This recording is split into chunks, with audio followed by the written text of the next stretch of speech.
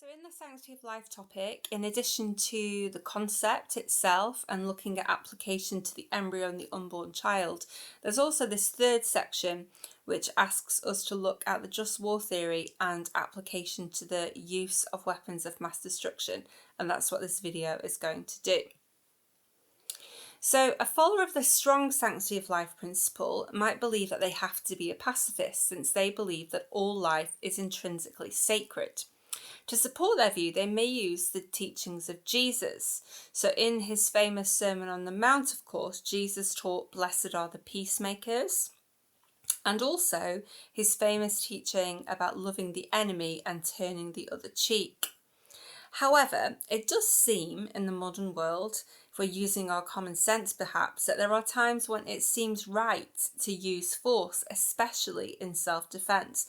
And the just war theory offers Christians further guidance on the issue of war. So just war theory was developed by St. Thomas Aquinas, so it should be seen alongside the primary precept of natural moral law, preserve life.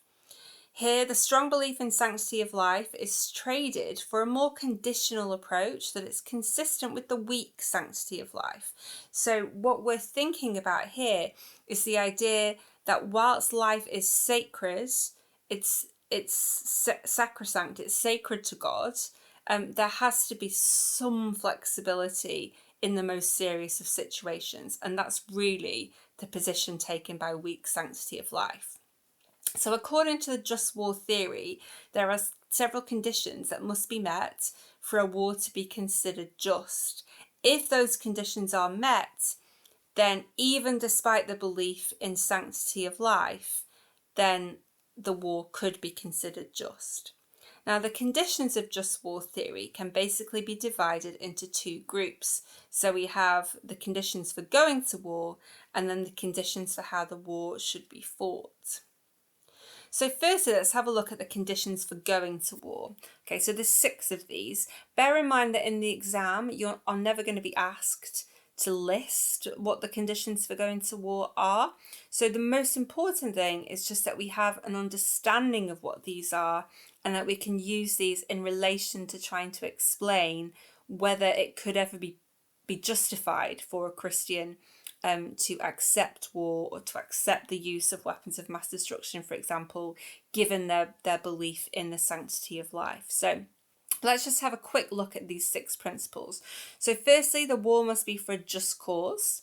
The war must be lawfully declared. The intention behind the war must be good. All of the ways of resolving the problem should have been tried first, so it must be a last resort. And there must be a reasonable chance of success, so you don't waste the lives of your troops. And also, finally, the means used must be in proportion to the threat posed and the desired end that the war seeks to achieve. So this is often discussed in relation to weapons of mass destruction.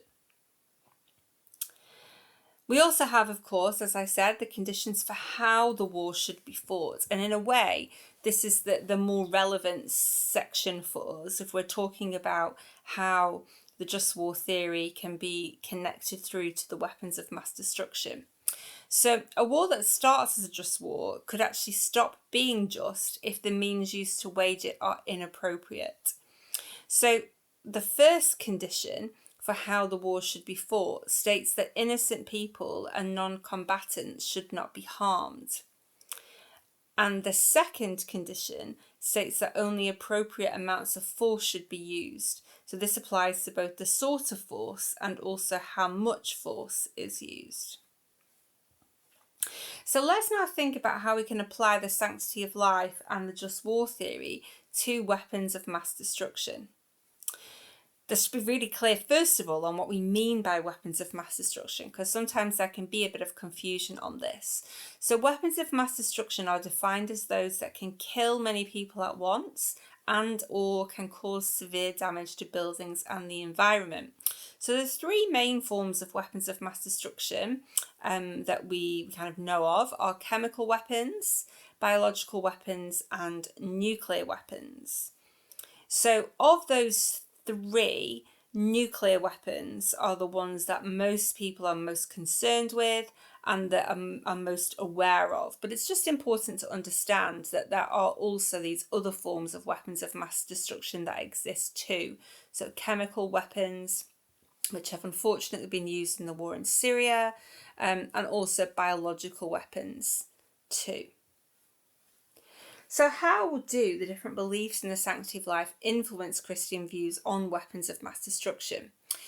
Well, whether they believe in strong or weak versions of the sanctity of life principle, Christians typically will reject the use of weapons of mass destruction due to their indiscriminate nature and the potential they have to kill masses of people.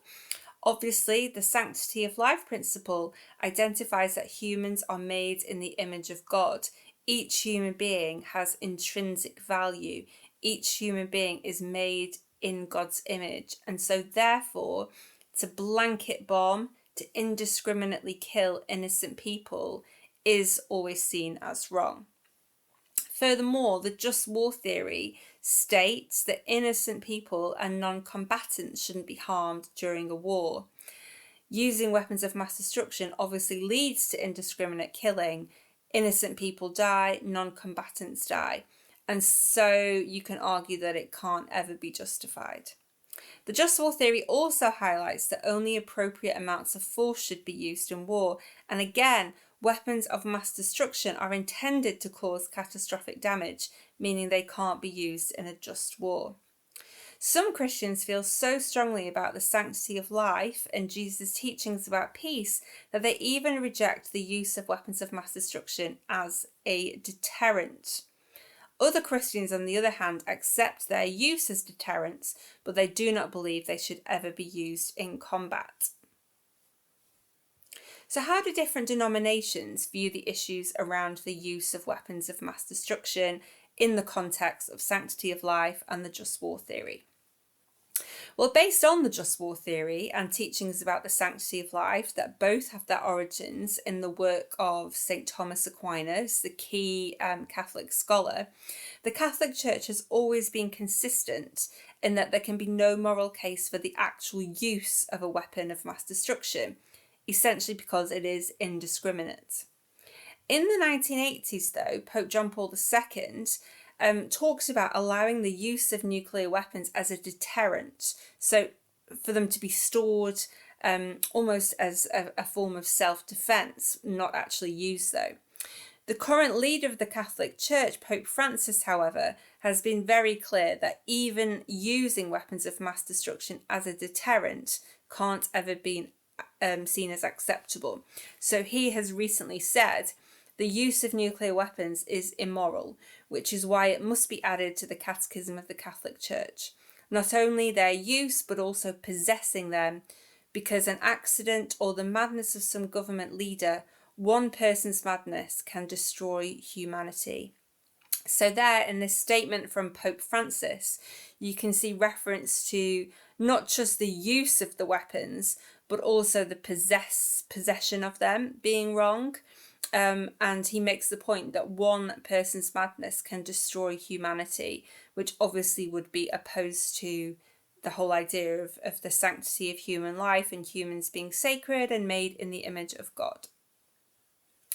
In terms of other churches, in 2018, the General Synod of the Church of England passed a motion welcoming the UN Treaty of 2017 on the prohibition of nuclear weapons, which recognised those forms of weapons of mass destruction as both dangerous and unnecessary, even if they're being used and stored as a deterrent. Quakers are quite vocal in their opposition to all weapons of mass destruction. They argue that they are immoral and illegal. And this was a statement from the Quakers. We believe that no one has the right to use weapons in his defence or to ask another person to use them on his behalf. To rely on the possession of nuclear weapons as a deterrent is faithless. To use them is a sin. So overall, some Christians argue that nuclear weapons can never be justified based on the just war theory and the sanctity of life, whereas others believe that although their existence is regrettable, weapons of mass destruction have been and are still necessary to maintain global security and ultimately preserve life.